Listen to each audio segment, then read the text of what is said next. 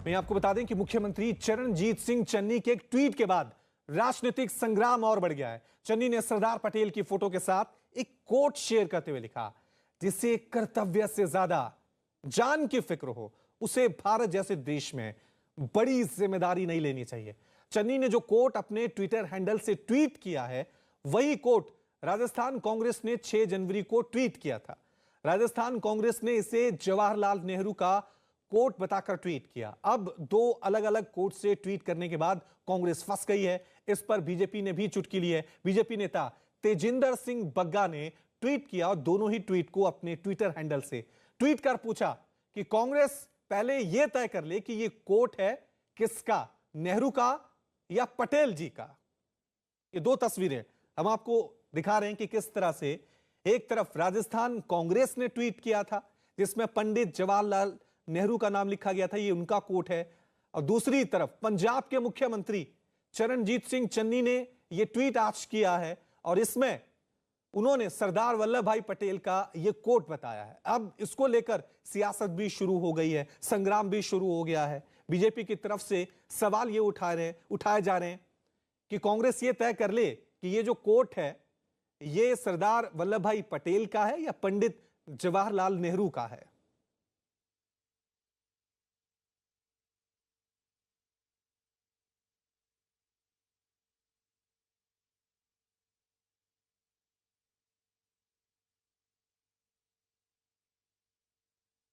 वहीं तेजिंदर सिंह बग्गा ने अपने ट्वीट में तंज कसते हुए लिखा कि कांग्रेस पहले यह तय कर ले कि यह कोट है किसका, नेहरू का या पटेल जी का।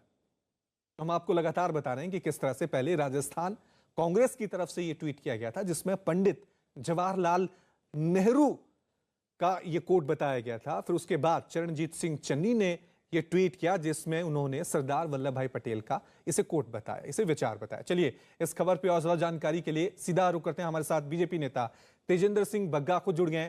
तेजिंदर जी, सवाल उठाए जा रहे हैं बीजेपी पर, ट्वीट किए गए। पहले राजस्थान कांग्रेस की तरफ से ट्वीट किया गया था, अब खुद पंजाब के मुख्यमंत्री ट्वीट कर रहे हैं, आपका रिएक्शन? देखिए, मुझे लगता है कि कांग्रेस पहले खुद डिसाइड कर ले कि कोट है किसका। कांग्रेस अपने ही ऑफिशियल 2 हैंडल से, मुख्यमंत्री कह रहे जी नेहरू जी का कोट है, राजस्थान कांग्रेस कह रही है ये किसी और का ट्वीट है, कोट है। तो मुझे लगता है कि कांग्रेस पहले खुद डिसाइड कर ले कि किसका कोट लिखना है, किसका नहीं लिखना। ये कॉपी पेस्ट का जो चलन कांग्रेस के अंदर चल रहा है, जब कांग्रेस सत्ता में थी तो कभी 2G घोटाला करती थी, कभी कोयला घोटाला करती थी, कभी कॉमनवेल्थ घोटाला करती थी। अब इन्होंने सत्ता में नहीं है तो अब इनके पास कुछ बचा नहीं, तो अब इन्होंने ये कोट घोटाला करना चालू कर दिया। किसी का भी इंटरनेट से सर्च करते हैं और नाम लिख देते हैं। तो मुझे लगता है कि कांग्रेस पहले खुद बहुत कंफ्यूज है। कांग्रेस अपना खुद डिसाइड कर ले, फिर हमें जवाब आपको मांगना चाहिए। लेकिन जिस तरह से पंजाब सरकार की तरफ से, पंजाब कांग्रेस की तरफ से ये लगातार आरोप लग रहे हैं कि बीजेपी इस पर लगातार राजनीति कर रही है क्योंकि विधानसभा चुनाव है, इसलिए इसे बड़ा मुद्दा बनाया जा रहा है। आप पर आरोप लग रहे हैं। नहीं, राजनीति का क्या मतलब है? आप पीएम को रूट देने में असफल साबित होते हैं, आपके डीजीपी फेक क्लियरेंस देते हैं, तो क्या भारतीय जनता पार्टी ने, देश के 130 करोड़ नागरिक ये पूछ रहे हैं कि आपने फेक क्लियरेंस क्यों दी, आपने क्यों ये गलत बताया कि वहां पे रूट क्लियर है? तो ये तो उनको बताना चाहिए। राजनीति का क्या मतलब है? क्या देश के नागरिक आज नहीं पूछ रहे हैं? क्या मीडिया आज नहीं पूछ रहा है? क्या सामाजिक कार्यकर्ता नहीं पूछ रहे हैं कि ये फेक क्लियरेंस क्यों दिया गया? ये मनीष तिवारी क्या भारतीय जनता पार्टी के नेता हैं जिन्होंने ये कहा कि वहां पे ये पाकिस्तान की रेंज के अंदर उस समय प्रधानमंत्री थे? तो आप तो जाके फिर उनसे पूछिए कि मनीष तिवारी जी क्या भारतीय जनता पार्टी के नेता है जो उन पे सवाल उठा रहे हैं, जो कांग्रेस के कई नेताओं ने कहा, अभिषेक मनु सिंघवी ने कहा। तो इस तरह से कांग्रेस के भी कई नेताओं ने उठाया है। प्रधानमंत्री किसी पार्टी के नहीं होते हैं, प्रधानमंत्री देश के होते हैं। और मुझे लगता है कि इसके ऊपर राजनीति नहीं होनी चाहिए। अगर राजनीति कोई कर रहा है तो कांग्रेस कर रही है। कल हरीश रावत जी ने क्या कहा कि अगर बम फट जा 30 मिनट लेट हो जाते तो कोई बम नहीं फट जाता, बीएसएफ के ऊपर इल्जाम लगा दिए। तो मुझे लगता है अगर राजनीति कोई कर रहा है तो पूरा देश देख रहा है, वो कांग्रेस कर रही है। पंजाब के मुख्यमंत्री का बयान आया है कि किसी तरह से कोई खरोच नहीं आई है, कोई गोली नहीं चली है, कहीं कोई सुरक्षा की चूक नहीं हुई है। मुझे लगता है कि घटिया बयानबाजी है। मैंने वही कहा, हरीश रावत ये बयान दे रहे हैं कि अगर 30 मिनट लेट हो जाते तो बम नहीं चल जाता, और वो कह रहे गोली नहीं चली। तो क्या वो इंतजार कर रहे थे बम और गोली चलने का? क्या इस तरीके के बयानबाजी करना, एक तो आप पहले असफल साबित होते हो और उसके बाद ये बात कहते हो कि गोली नहीं चली, कोई पत्थर नहीं चला, कोई बम तो नहीं फट जाता। मुझे लगता है कि प्रधानमंत्री, जिस देश ने अपने दो प्रधानमंत्री आतंकवादी हमले में खोए हो, उसके बाद कोई मुख्यमंत्री इस तरीके की बयानबाजी करे, मुझे लगता है इससे ज्यादा शर्मनाक कुछ हो नहीं सकता है। नहीं, लेकिन कांग्रेस आप पे आरोप लगा रही है कि पंजाब में किसी तरह का मुद्दा आपके पास नहीं है, किसान आपसे नाराज हैं, मैं क्या यही कह वजह है रहा कि आप हूं, इसे जबरदस्ती मुद्दा बना रहे हैं। मनीष तिवारी भारतीय जनता पार्टी के नेता हैं। उन्होंने कहा ना कि वो पाकिस्तान की रेंज के अंदर थे प्रधानमंत्री, वहां पे रुकना उनके लिए खतरादायक था। तो आप उनसे पूछिए ना कि अगर भारतीय जनता पार्टी कर रही है तो उनके। ठीक है, बहुत बहुत शुक्रिया तेजेंद्र जी हमारे साथ बातचीत करने के लिए। तो ये इस मुद्दे पर लगातार जो है वो राजनीतिक संग्राम जो वो छिड़ गया है। पीएम की सुरक्षा में चूक पर राजनीतिक घमासान लगातार अब बढ़ता ही जा रहा है। अब कांग्रेस नेता उदित राज ने इस मामले पर बेहद ही विवादास्पद ट्वीट किया है। उदित राज ने ट्वीट में लिखा है, पीएम मोदी की नौटंकी ने अब पुख्ता कर दिया है कि सत्ता की भूख के लिए पुलवामा कांड खुद कराया गया। ये देखिए अब किस तरह से एक के बाद एक विवादास्पद ट्वीट जो हैं वो कांग्रेस की तरफ से आ रहे हैं। चलिए इस खबर पे और ज्यादा जानकारी के लिए और इस मुद्दे पर बातचीत करने के लिए हमारे साथ बीजेपी की तरफ से राम कदम जो हैं वो जुड़ गए हैं। राम कदम जी, कांग्रेस लगातार बीजेपी पे आरोप लगा रही है कि इस मुद्दे को आप जबरदस्ती हवा दे रहे हैं, क्योंकि आपके पास पंजाब में कोई मुद्दा नहीं है, इसलिए आप इसको बड़ा मुद्दा बनाने की कोशिश कर रहे हैं। मूल बात यह है कि वहां पर आदरणीय प्रधानमंत्री जी हजारों करोड़ों अलग अलग विकास कामों को उद्घाटन करने जा रहे थे और शहीदों को श्रद्धांजलि अर्पित करने जा रहे थे। कांग्रेस सरकार को और कांग्रेस दल को क्या आपत्ति थी? क्यों उनका रास्ता रोका गया? क्या कारण था पंजाब के मुख्यमंत्री ने फोन नहीं उठाए? देश के प्रधानमंत्री वे हैं, वे किसी एक दल के प्रधानमंत्री नहीं हुआ करते। आपसी दलों का संघर्ष और आपसी दलों का मतभेद हम समझ सकते हैं जी, पर जहां मां भारती का सवाल आता है, देश का सवाल आता है, तो पूरे विश्व के सामने देश के नाम को कहीं क्षति न पहुंचे, इसका प्रयास होना चाहिए। ओछी राजनीति की सारी सीमाएं कांग्रेस दल लांघ चुका है। वे अपनी खुद की जिम्मेदारी टाल करके इस प्रकार के आरोप प्रत्यारोप के राजनीति में कतई न उलझे, वे देश की माफी मांगे। यहाँ पर उन्होंने आदरणीय प्रधानमंत्री नरेंद्र मोदी जी का रास्ता नहीं रोका। सारे विश्व के सामने हमारे देश के नाम को कहीं ना कहीं उन्होंने क्षति पहुंचाई है। इसके लिए कांग्रेस दल को देश की माफी मांगनी होगी। लेकिन सवाल यह भी है ना राम कदम जी, क्योंकि यहां पर दो दो कमेटियां बनी हैं। एक तरफ पंजाब सरकार की कमेटी, उन्होंने एसआईटी का गठन किया है, दूसरी तरफ गृह मंत्रालय की तरफ से कमेटी बनी है। तो किसको सही रिपोर्ट, कौन सी सही रिपोर्ट होगी आपके लिए? जिस प्रकार से वहां पर एफआईआर लिया गया है और एफआईआर में जो वहां पे आईपीसी की धारा लगनी चाहिए थी, तो साधारण कोई व्यक्ति रास्ते पे खड़ा होता है, उसके बाद 200 रुपया जुर्माना दिया जाता है, उस प्रकार की वहां पर एफआईआर की गई। ये तो सीधे तौर पे कांग्रेस दल की साजिश है। वे आदरणीय प्रधानमंत्री नरेंद्र मोदी जी के विशाल व्यक्तित्व के सामने टिक नहीं सकते, उनका सामना नहीं कर सकते, इसके लिए वे इस प्रकार के ओछे तरीकों का प्रयोग कर रहे हैं। लेकिन सवाल क्या है कि सीधे जो सामने है करते। लेकिन पंजाब विधानसभा चुनावों में बीजेपी को इस मुद्दे का फायदा मिलेगा? मतदाता समझेंगे कि चूक हुई थी या जबरदस्ती मुद्दा बनाया गया? राजनीति का मुद्दा नहीं है। जब देश की बारी आती है तो दल के ऊपर देश प्रथम होता है। यह राजनीति का मुद्दा नहीं है। आज सारा विश्व देख रहा है कि भारत एक विश्व में सबसे शक्तिशाली देश, और इस शक्तिशाली देश के प्रधानमंत्री को वहां पे ओछी राजनीति के तहत उनके कॉन्वॉय को रोका जाता है। क्या संदेश गया विदेश में? लेकिन राजनीतिक मुद्दा बनाया किसने? बयानबाजी तो दोनों तरफ से हुई है ना, बयानबाजी तो दोनों तरफ से हुई है। मैं आपकी बात को स्वीकार करता हूं, पर एक भारत का नागरिक करके आप मुझे इस बात का जवाब दें कि कांग्रेस दल को मुद्दों की राजनीति के लिए कई मुद्दे मिलेंगे, पर देश के नाम को, देश के व्यक्तित्व को, देश के गरिमा को अपनी ओछी राजनीति के लिए वो लोग वे दांव पे लगाएंगे? ऐसे अतीत में कभी नहीं हुआ। देश में इसके पूर्व कई प्रधानमंत्री हुए, विश्व में कई प्रधानमंत्री हुए, कभी भी हमने इस प्रकार का घिनौना दुष्कर्म नहीं देखा। पंजाब में जिस प्रकार की करारी हार का कांग्रेस को सामना करना पड़ेगा, उसी का कारण था कि हजारों करोड़ों के विकास काम जो पंजाब की जनता के हितों में है, उसका उद्घाटन करने से उन्होंने कहीं ना कहीं ये बीच में वे अड़ंगा बने। प्रधानमंत्री जी के लेकिन यहाँ से देखिए, फोन आज जा रहा था, पंजाब क्यों के नहीं उठाया? मुख्यमंत्री का एक बयान सामने आया जिसमें वो कह रहे हैं कि ना ही कोई गोली चली, ना ही कोई खरोच आई, और वो पहले दिन से ही कह रहे हैं कि कुछ भी हो जाए वो क्या मैं नहीं, किसानों वो पे क्या किसी चाह तरह रहे से थे? कोई कार्रवाई नहीं नहीं, करूंगा। गुरुवार के दिन शाम में एक सभा को संबोधित करते समय वहां के मुख्यमंत्री का ये बेतुका बयान है।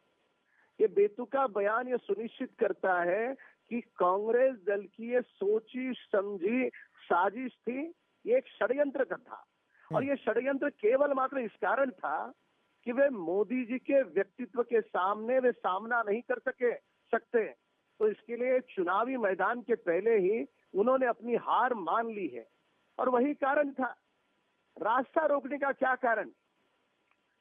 ठीक है, यदि ठीक किसी है को अपनी राम कदम जी, देखना यह है कि अब आने वाले विधानसभा चुनाव में पीएम मोदी की सुरक्षा चूक का ये जो मामला है, क्या बड़ा मुद्दा बनेगा, क्या पंजाब के मतदाताओं पे इसका असर होगा। समझेंगे कि जो पद होता है वो किसी राजनीतिक पार्टी का पद नहीं होता है, प्रधानमंत्री का, वो देश का सर्वोच्च पद है, उसकी सुरक्षा की जिम्मेदारी राज्य सरकार की भी होती है। बहुत बहुत शुक्रिया राम कदम जी हमारे साथ बातचीत करने के लिए।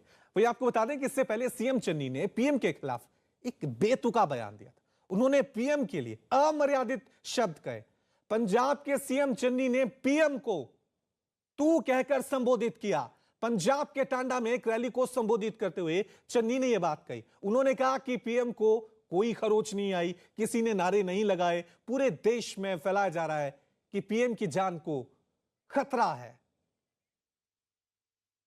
यार कोई खतरा तेन होया नहीं, थोड़े नेड़े बंदा नहीं कोई आया, कोई नारा नहीं बजया, कोई डड़ा नहीं बज रहा, कोई झरीट नहीं आई, कोई गोली नहीं चली, केड़ी गल दी जान बचा के आ गए तुसी जी। प्रधानमंत्री की सुरक्षा में चूक को सुप्रीम कोर्ट ने भी बेहद गंभीर माना है, लेकिन विपक्ष इस पर सियासत करने से बाज नहीं आ रहा है। इसी बीच इस मामले में आरएसएस का बड़ा बयान सामने आया। मनमोहन वैद्य ने कहा कि पंजाब में प्रधानमंत्री की सुरक्षा के साथ जो हुआ देश के लिए ठीक नहीं है। वहीं मीनाक्षी लेखी ने तो सोनिया गांधी से पंजाब के सीएम चन्नी को हटाने की मांग की है। इस पर जांच भी हो रही है and the officers those are responsible for it, तो सरकार अपना काम करेगी निश्चित। ये ठीक नहीं हुआ है, मतलब एक संवैधानिक सर्वोच्च पद के व्यक्ति को इस प्रकार से खड़ा रहना पड़ना, ये ठीक नहीं हुआ है, देश के लिए ठीक नहीं है। सोनिया गांधी जी को तो हटा देना चाहिए, अगर उनकी सलाह नहीं होती तो उनको हटा देना चाहिए। हटाया क्यों नहीं? मुख्यमंत्री को हटाएं। पीएम अपमान नहीं करे, पीएम का अपमान हुआ है, और जो ये बातें कर रहे हैं वो देश का अपमान कर रहे हैं। जो घटना पंजाब में हुई, इसके ऊपर एमएचए ने ऑलरेडी कमेटी गठित कर दी है, जिसमें एनआईए के सीनियर अधिकारियों को डाला है, और मैं मानता हूं कि ये एक घटना, पहली घटना इस तरह की 4 दशकों बाद हुई है, और उसके बाद ऐसी घटना का देखा जाना मुझे लगता है देश की सुरक्षा के लिए एक बड़ी चुनौती ना बन जाए। वेट एंड वॉच करते हैं कि क्या कार्रवाई एनआईए की टीम आगे करेगी, मगर पंजाब सरकार को भी उन अधिकारियों के विरुद्ध जिनने कहीं लापरवाही बरती सख्त कदम उठाना चाहिए। और इस वक्त की बड़ी खबर आपको बता दें, फिरोजपुर जा सकती है एनआईए की टीम, क्योंकि गृह मंत्रालय की तरफ से जांच कमेटी का गठन किया गया है और एनआईए को इसकी जिम्मेदारी दी गई है। अब यह कहा जा रहा है कि एनआईए की टीम फिरोजपुर जाएगी, छानबीन करेगी, अफसरों से बातचीत वहां पर की जाएगी, क्योंकि पीएम मोदी सुरक्षा चूक का मामला जो है वो लगातार जो है इस पर घमासान बढ़ता ही जा रहा है। 2 कमेटियां बनी है, एक कमेटी पंजाब सरकार की तरफ से बनी है, दूसरी कमेटी गृह मंत्रालय की तरफ से बनी है, और अब ये बड़ी खबर यहां पर सामने आ रही है कि फिरोजपुर जा सकती है एनआईए की टीम, मौके पर जा सकती है ये टीम और तमाम अफसरों से बातचीत करेंगी। वहीं आपको यह भी बता दें कि सुप्रीम कोर्ट के निर्देश पर एनआईए अधिकारी की नियुक्ति भी की गई है, संतोष रस्तोगी की नियुक्ति की गई है, जो इस जांच में सहयोग करेंगे, तमाम अफसरों से बातचीत भी करेंगे। चलिए इस खबर पे और ज्यादा जानकारी के लिए सीधा रुक करते हैं मेरे सहयोगी मनदीप का। मनदीप, क्या कुछ अपडेट है इस खबर के बारे में? बिल्कुल, अगर बात करें तो जैसे 5 जनवरी को देश के प्रधानमंत्री नरेंद्र मोदी यहाँ फिरोजपुर आए और यहाँ 20 मिनट तक जो काफिला उनका रुका रहा, उसको लेकर जैसे कल एमएचए की टीम ने इन्वेस्टिगेशन किया, यहाँ जांच रिपोर्ट तैयार की, कई घंटों तक यहाँ फिरोजपुर रुकी टीम, और अब उसके बाद जो है एनआईए की टीम जो है बना दी गई है, संगठित कर दी गई है। वो हो सकता है कुछ समय तक घटनास्थल पर पहुंचे और कई पंजाब के उच्च अधिकारियों और पुलिस अधिकारियों से जांच रिपोर्ट तैयार करे, तलब करे और उसके बाद जो रिपोर्ट है वो गृह मंत्रालय को सौंपे। जी, कुछ ही देर तक हो सकता है कि एनआईए की टीम जहां फिरोजपुर घटनास्थल पर पहुंच सकती है। जी मनदीप, आज सुप्रीम कोर्ट के निर्देश पर भी एनआईए के अधिकारी की नियुक्ति कर दी गई है जो इस जांच में सहयोग करेंगे, तो एनआईए फुल एक्शन मोड में आ रही है इस जांच में अब।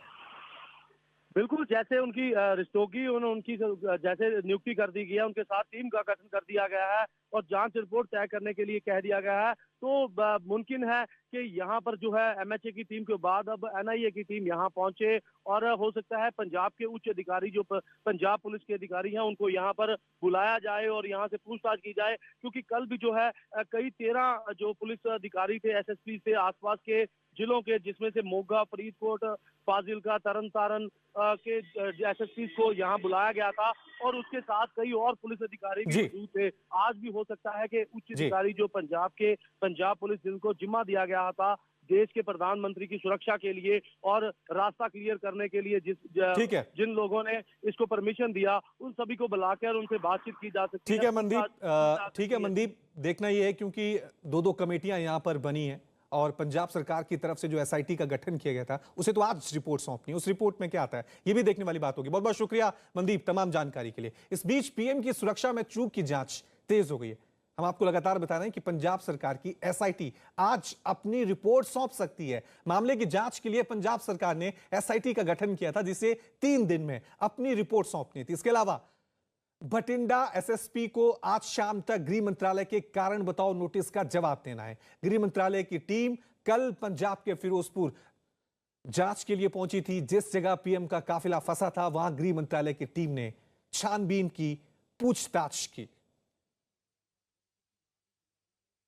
पीएम की सुरक्षा में चूक मामले में पंजाब की फिरोजपुर पुलिस ने 150 अज्ञात लोगों पर केस दर्ज किया है, लेकिन उनके खिलाफ धाराएं बेहद मामूली लगाई गई हैं। जिन अज्ञात लोगों पर मुकदमा हुआ है उन पर धारा 283 यानी धरने के जरिए ट्रैफिक रोकने की मामूली धारा के तहत एफआईआर दर्ज की गई है। इस धारा में सिर्फ 200 रुपए के जुर्माने का प्रावधान है और आरोपी जमानत पर छूट सकता है। मतलब प्रधानमंत्री की सुरक्षा में चूक जैसे बड़े मामले में इतनी हल्की धारा, और वो भी उस जगह पर जो पाकिस्तान सीमा से बेहद करीब है।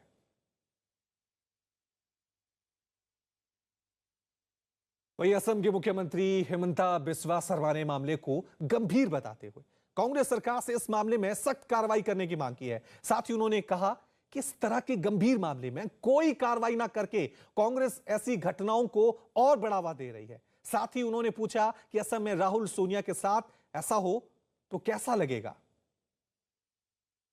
By not taking action, they wants to institutionalize this thing. Suppose tomorrow Rahul Gandhi and Sonia Gandhi came to Assam. I did the same drama.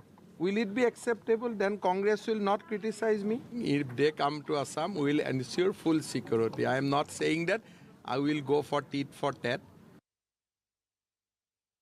राजनीतिक हलकों में तो काफी गर्माहट देखने को मिल रही है, लेकिन मौसम में अभी काफी पारा लुढ़का हुआ है, तापमान गिर रहा है। पहाड़ों पर बर्फबारी से पूरे उत्तर भारत में तापमान गिर गया है। मैदानी इलाकों में भी लगातार हो रही बारिश ने सर्दी बढ़ा दी है। जम्मू कश्मीर, हिमाचल और उत्तराखंड में कई इलाके बर्फ की चादर से ढक गए हैं, तो वहां पहुंचे पर्यटक इस मौसम का लुत्फ उठा रहे हैं। लेकिन बर्फबारी की वजह से कई इलाकों में लोगों की मुश्किलें भी बढ़ गई हैं। श्रीनगर शहर में कई जगह पेड़ गिरने की वजह से रास्ते बंद हो गए। कुछ जगहों पर यात्रियों के फंसने की खबर है। हालांकि बचाव दल की टीमें इन लोगों को सुरक्षित बाहर निकालने में जुटी हुई हैं। वहीं वैष्णो देवी के दर्शन करने वाले श्रद्धालु भी बर्फबारी की वजह से परेशान हैं। बर्फबारी की वजह से बैटरी कार और हेलीकॉप्टर सेवा को भी रोक दिया गया है। 2 तस्वीरें हम आपको दिखा रहे हैं।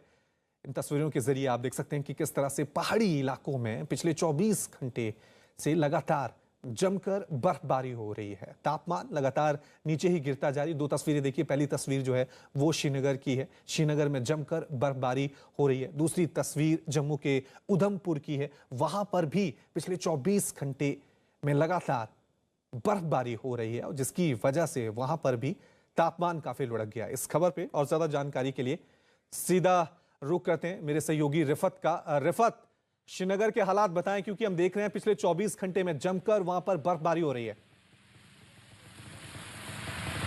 बिल्कुल, कश्मीर के बालाई इलाकों में हैवी बर्फबारी हुई है, जबकि श्रीनगर समेत बाकी जो प्लेन एरियाज हैं वहां पे मॉडरेट बर्फबारी हुई है। मैं आपको श्रीनगर और श्रीनगर की सड़कों पे आप देख सकते हैं बर्फ हर तरफ से है और बर्फ कई जगहों पे क्लियर की गई है, लेकिन कई जगहों पे बिजली गुल हो गई है, क्योंकि आप देख सकते हैं जो निज़ाम है बिजली का, तारें जो हैं उन पे बर्फ़ गिरती है और उसके बाद कई जगहों पे पोल जो हैं वो गिर जाते हैं और पेड़ जो गिर जाते हैं उसकी वजह से भी बिजली का निज़ाम मुतासर हो जाता है। ये इस वक्त श्रीनगर की सड़कों का हाल है। इससे आप अंदाज़ा लगा सकते हैं कि बर्फबारी जो है मॉडरेट बर्फबारी हुई है श्रीनगर में।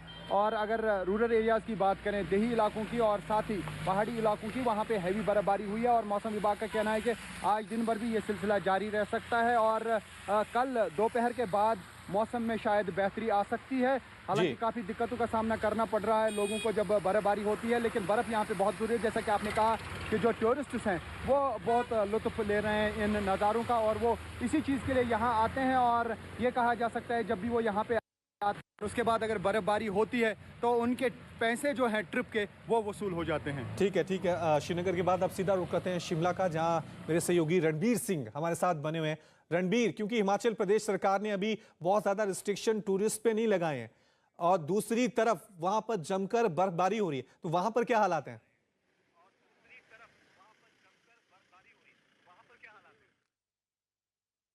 चलिए देखिए, लाइव तस्वीरें भी हम अपने दर्शकों को बता रहे हैं कि किस तरह से पिछले 24 घंटे में लगातार बर्फबारी वहां पर हो रही है। आप देख सकते हैं कि कई बहुत ज्यादा बर्फबारी वहां पर हुई है। लगातार पहाड़ों पर पिछले 24 घंटे में बर्फ ही बर्फ नजर आ रहा है। हर जगह बर्फ की सफेद चादर नजर आ रही है। घर हो, पहाड़ हो, सड़कें हो, हर जगह ये कुपवाड़ा की तस्वीरें हम आपको दिखा रहे हैं कि किस तरह से वहां पर देखिए पिछले 24 घंटे से लगातार जमकर बर्फबारी हो रही है। हालांकि पर्यटकों के नजरिए से ये काफी अच्छी खबर होती है, लेकिन स्थानीय लोगों को जब भी हैवी स्नोफॉल होता है उसकी वजह से काफी दिक्कतों का सामना करना पड़ता है। कुपवाड़ा की ये तस्वीरें देख सकते हैं किस तरह से।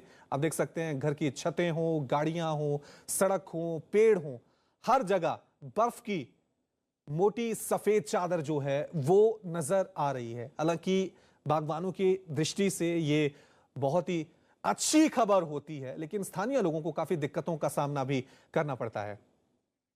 चलिए एक बार फिर रुक करते हैं मेरे सहयोगी रिफत लगातार हमारे साथ बने हुए, श्रीनगर से लगातार आप तक अपडेट पहुंचा रहे हैं। रिफत, लगातार हम देख रहे हैं कि कुपवाड़ा की तस्वीरें अभी हमने दिखाई, वहां तो सड़क हो, गाड़ियां हो, हर जगह बहुत ज्यादा बर्फबारी हो रही है। देखिए, आप कुपवाड़ा की बात करें, आप शुपाया की बात करें, आप पहलगाम की, जो गुलमर्ग है, सोनमर्ग है, बहुत हैवी बर्फबारी हुई है और जिसकी वजह से आपने ये कहा कि बहुत ज़्यादा इंपॉर्टेंट होता है और सयाह जो हैं, टूरिस्ट जो है वो भी काफ़ी मज़ा ले रहे हैं इन नज़ारों का। फिर से मैं दिखाना श्रीनगर की सड़कों का हाल और आप देख सकते हैं जो स्नो क्लियरेंस हुई है हर तरफ से। आज बर्फ़ है यहाँ पे श्रीनगर में और लोग वेट भी कर रहे थे बर्फ़ का, क्योंकि जब यहाँ पे बर्फ़ गिरती है उसके बाद ही साल भर जो है पानी मिलता है, क्योंकि पहाड़ों पे जो बहुत ज़्यादा बर्फ़ होती है तो आहिस्ता आहिस्ता जो वो पिघलती है। हालांकि यहाँ पे काफ़ी आपको पता है ग्लोबल वार्मिंग का जो सिलसिला शुरू हुआ उसकी वजह से ग्लेशियर जो है बहुत ज़्यादा पिघल गए हैं, लेकिन हमने देखा पिछले 2 साल से अच्छी बर्फबारी फिर से हो रही है, जिसकी वजह से थोड़ा सा फॉर्मेशन फिर से बनने लगी है पहाड़ों पे बर्फ़ की, तो जो बहुत ही अच्छा है। लेकिन जिस तरीके से आपने कहा कि जब ज़्यादा बर्फ़ होती है लोगों को काफ़ी मुश्किलात तो आती हैं, लेकिन क्योंकि ये बहुत ज़रूरी है बर्फ़ का होना और बर्फ़ से ही यहाँ पे जैसा मैंने कहा कि जीनत है, यहाँ पे रौनक है, तो ये बर्फबारी का सिलसिला लगातार है। और अभी चूंकि दिसंबर ख़त्म हो गया, जनवरी का महीना चल रहा है, फरवरी, मार्च और अप्रैल तक यहाँ पे बर्फबारी होती है। और आज ठीक है रिफत, ठीक है रिफत, सीधा हम रुक करते हैं शिमला का, जहां मेरे सहयोगी रणबीर हमारे साथ बने हुए हैं। रणबीर, शिमला की तस्वीरें दिखाएं। श्रीनगर में तो हर जगह बर्फ की मोटी चादर ही नजर आ रही है।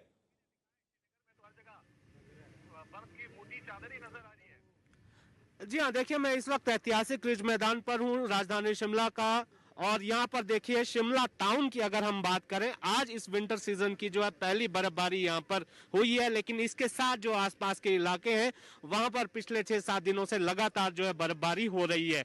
ये आप जो है रिज मैदान पर देख सकते हैं कि ये ऐतिहासिक चर्च है और इसके ठीक पीछे हनुमान जी ऊपर जो है नजर आ रहे हैं बर्फ की चादर के बीच। पेड़ों पर देखिए किस तरह से बर्फ जमी हुई है।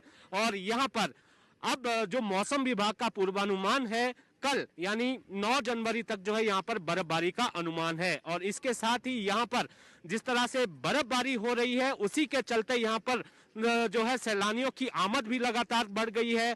आप यहाँ रिज मैदान पर देखिए किस तरह से जो है अभी सुबह के समय ही यहाँ पर तांता जो है लोगों का लगा हुआ है, सैलानी यहाँ पर पहुंचे हैं। और जो यहाँ पर जो प्रसिद्ध पर्यटन स्थल है कुफरी, यहाँ पर अभी ये जो ताजा जानकारी है वहां पर जो एनएच बंद हो गया है, सड़कों पर फिसलन है, बर्फ बहुत ज्यादा है। लेकिन शिमला टाउन में अभी जो है कुछ एक ज्यादातर जो सड़कें हैं खुली हैं, लेकिन यहाँ पर अभी और इंतजार है सैलानियों को, स्थानीय लोगों को कि यहाँ पर जो है बर्फबारी होगी। यहाँ पर हिमाचल में खासकर अभी की यह स्थिति है कि जो ऊंचाई वाले इलाके हैं, जो प्रसिद्ध पर्यटन स्थल है, वहां पर जमकर बर्फबारी हो रही है। और एनएच जो है काफी जगह पर बंद जरूर है, कई जगह पर गाड़ियां जरूर फंसी हैं, लेकिन किसी तरह के नुकसान की आज सुबह तक जो है किसी तरह की कोई ऐसी खबर नहीं है। और ये जो है यहाँ पर ये जो बर्फबारी यहाँ पहाड़ों में हो रही है, ये ना केवल पर्यटन व्यवसाय बल्कि किसानों बागवानों के लिहाज से भी बहुत बेहद लाभदायक है। और जो खासकर जो वाटर स्कैर्सिटी होती है गर्मियों में, उस लिहाज से भी यहाँ पर अभी ये बारिश और बर्फबारी का जो दौर है ये जो है ये काफी लाभदायक है। और यहाँ पर ये तस्वीरें अपने आप में बता रही हैं कि यहाँ पर लोगों के पहुंचने का सिलसिला किस तरह से है और आकर्षण किस तरह है पहाड़ों की रानी शिमला का। तो यहाँ पर लोग जो है लगातार पहुंच रहे हैं। और इसके साथ ही जो आसपास के इलाके कुफरी, वहां बहुत ज्यादा जो है बर्फ है। अभी तापमान की अगर हम बात करें, यहाँ पर 0 के आसपास जो है तापमान चल रहा है। आज भी जो है येलो अलर्ट मौसम विभाग की तरफ से जारी किया गया है। आज भी जो है बर्फबारी होने की संभावना है। आज और कल तक ये दौर यूं ही चलेगा, तो यहाँ पर ये पर्यटकों की आमद और बढ़ेगी। और लगता है कि थोड़ी बहुत दुश्वारियां जो है यहाँ पर स्थानीय लोगों को भी सहन करनी होगी, लेकिन ये जो है सामान्य है, आम बात है यहाँ के लोगों के लिए। और यहाँ रिज मैदान पर रणबीर, साफ तौर से हम देख रहे हैं कि बर्फबारी के बीच शिमला का रिज मैदान जो है वो बहुत ही खूबसूरत नजर आ रहा है। लेकिन दूसरी तरफ जो पर्यटक नजर आ रहे हैं उन्होंने मास्क नहीं पहने, थोड़ी सी सावधानी बरतनी होगी। और ये तस्वीरें देखिए, ये तस्वीरें हम आपको कुबाड़ा की दिखा रहे हैं। देश के जो जवान हैं, देश की जो सेना है, देखिए यहां पर माइनस में टेम्परेचर चल रहा है, हैवी स्नोफॉल हो रहा है, उसके बीच देश की सीमाओं की सुरक्षा देश के ये जवान कर रहे हैं, देश की ये सेना कर रहे हैं। आप देख सकते हैं काफी हैवी स्नोफॉल वहां पे हुआ, जमकर बर्फबारी हुई है पिछले 24 घंटे में। श्रीनगर तमाम पहाड़ी इलाकों में हर जगह बर्फ ही बर्फ नजर आ रही है। उन सब के बीच हमारे देश के ये जवान देश की सीमाओं पर डटे हुए हैं, देश की सुरक्षा के लिए, देश की आन बान शान के लिए। माइनस में टेम्परेचर चला जाता है, कुबाड़ा में -10, -20, उसके बीच भी आप देख सकते हैं कि किस तरह से सीमा पर हमारे देश के ये जवान, देश के ये प्रहरी लगातार देश की सीमाओं की सुरक्षा करते हुए यहां पर नजर आ रहे हैं। पहाड़ी इलाकों में बर्फबारी ने मौसम बदल दिया है। हिमाचल प्रदेश के शिमला में इस सीजन की पहली बर्फबारी, जिसका लोग जमकर आनंद उठा रहे हैं। जम्मू कश्मीर के कटरा में बर्फबारी की वजह से माता वैष्णो देवी का दर्शन करने वाले श्रद्धालुओं को थोड़ी दिक्कत का सामना करना पड़ा। वहीं जम्मू में लगातार बर्फबारी जारी है, जिसका असर लोगों के जनजीवन पर भी पड़ा है। सर्दी बढ़ने के साथ ही यहां रास्तों पर भी बर्फ जमने से लोगों को काफी परेशानियों का सामना करना पड़ रहा है। ये 3 तस्वीरें हम आपको दिखा रहे हैं। इन तस्वीरों को देखकर आप अंदाजा लगा सकते हैं कि किस तरह से भारत के पहाड़ी इलाकों में पिछले 24 घंटे में जमकर बर्फबारी हो रही है। कुछ पहाड़ी इलाकों समेत मैदानी इलाकों में बारिश ने मौसम बदल दिया है। दिल्ली में देर रात से ही बारिश हो रही है। नोएडा और गाजियाबाद समेत एनसीआर में आपको बता दें कि रुक रुक कर पिछले 24 घंटे से बारिश हो रही है। उत्तराखंड के देहरादून और हिमाचल प्रदेश के लाहौल स्पीति में सुबह से ही बारिश ने मौसम का मिजाज बदल दिया है। तो एक तरफ पहाड़ी इलाकों में बर्फबारी हो रही है,